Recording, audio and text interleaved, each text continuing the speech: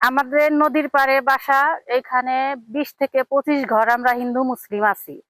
আগেও অল্প কিছু ভাঙন ছিল, কর্তৃপক্ষ ব্যবস্থা নিয়েছে, কিন্তু বর্তমানে এখন আবার নতুন করে যেভাবে ভাঙতেছে, যে কোনো মুহূর্তে আমরা নদীর ভিতরে চলে যাব। এখন কর্তৃপক্ষের কাছে আমাদের আকুল আবেদন, এটা যে কোনো একটা দ্রুত কোনো ব্যবস্থা নিতে হবে, না হলে আমরা নদীতে চলে যাব। আমরা নদীর পাড়ে বসত বাড়ি নিয়ে খুব টেনশনে আছি।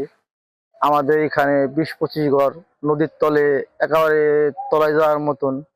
আমরা পানি অফ দা ডিসি অফিস এবং অন্য অন্য কর্তৃপক্ষ যারা আছে তাদেরকে আকুল আবেদন জানাই, তারা যেন আমাদের এই অতি তাড়াতাড়ি একটা পদক্ষেপ নেয়। হঠাৎ করেই আমাদের এলাকায় নদী ভাঙন দেখা দিয়েছে। আমাদের ঘরবাড়ি ছেলে মেয়ে নিয়ে আমরা খুব বিপদের মধ্যে আছি। আমাদের ঘরবাড়ি, রান্নাঘর ঘর সবকিছু, এখানে মন্দির আছে, সবকিছু নদী গর্ভে বিলীন হয়ে যেতে পারে।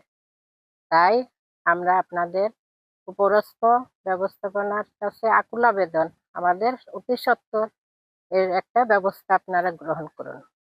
দর্শক, ফরিদপুরে চৌধুরবাড়ি এলাকা সংলগ্ন সুফি আব্দুল বাড়ি সড়কে কুমার নদের পাড়ে হঠাৎই ভাঙন দেখা দিয়েছে।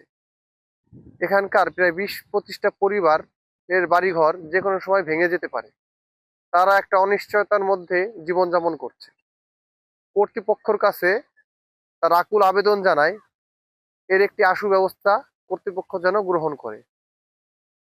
সাব্বির আহমেদ স্বাধীন, জনকণ্ঠ ডিজিটাল, ফরিদপুর।